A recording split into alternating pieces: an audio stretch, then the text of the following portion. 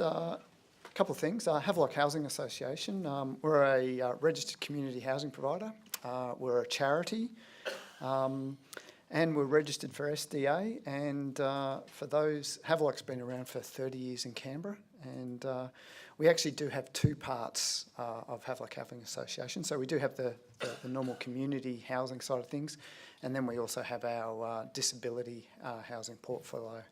So within that portfolio, we've got 93 houses at the moment, and if I'm correct, it actually makes us one of the largest managers of disability housing in Canberra.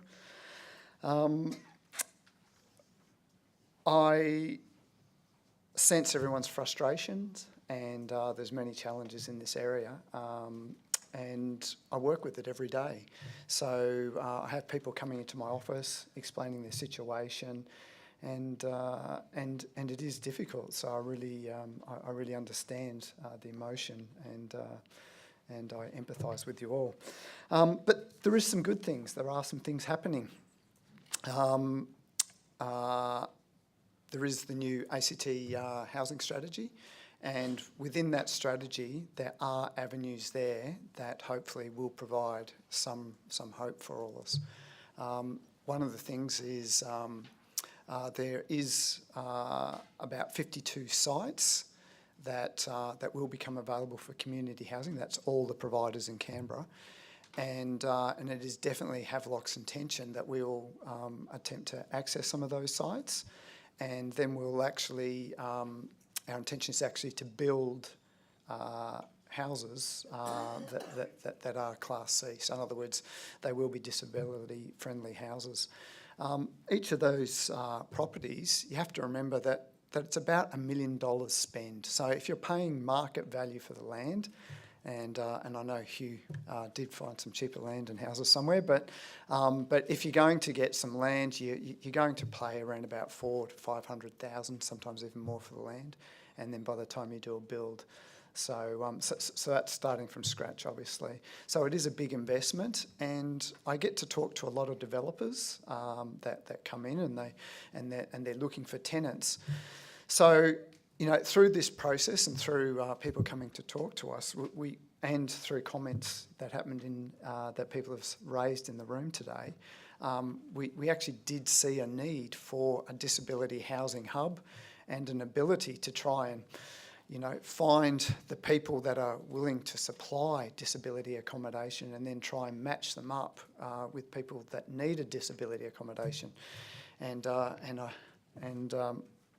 I actually really liked Hugh's comment about black magic, because that's what we're trying to do, So to try and help with that black magic to a little bit, we have created, and this is, you can see our address up there.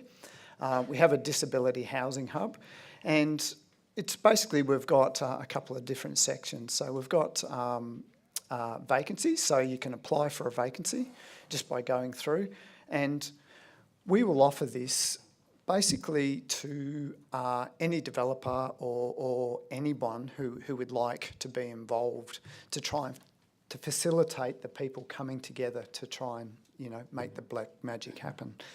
But in this particular case, so in applying for vacancies, we've got Havelock House.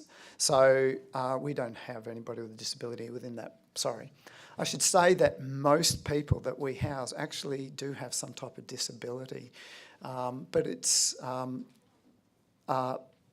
they don't qualify for SDA. So many people are in receipt of DSP, but will not receive SDA. So we do have many people. In fact, about half the people in Havelock House actually receive DSP. Our disability housing program, and these are various other programs that we have. So it's just a simple form that you can go through and just complete, and there's just a little bit of information there. I'm not going to go into the details there. I just want to give you an overview.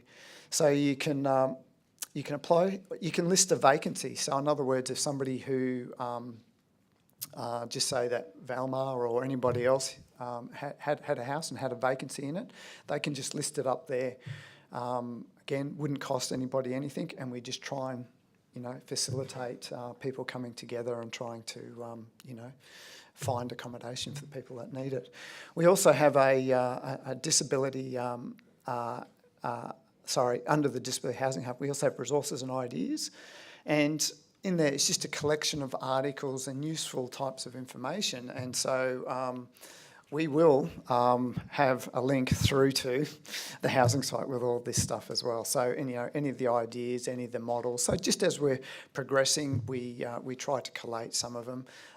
Bear in mind that we are a charity. We're about providing accommodation, so we don't actually have heaps and heaps of resources to keep updating all the time. But as we come across things, then we'll definitely update it.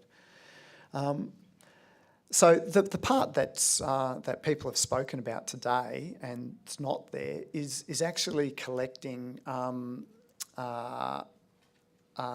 details for people for when properties come up. So if I actually have say a couple come to me and they do want accommodation for their child or whomever it is, or even from themselves, we would just need to work out how we actually handle the privacy details and how we'd actually pass on their information. But, I mean, they're just details and we can easily work through that.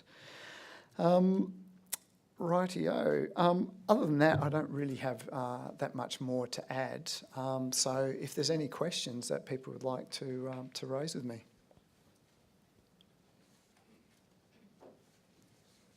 It's clearly fabulous, Neil. Everyone is completely delighted. Yeah, look, even though we have this facility, it's amazing that we don't have more people using it. So, there is a way there to try and connect tenants with landlords. We just need to get behind it and, just tell everyone that there is a way of doing it and making the black magic happen. Thank you.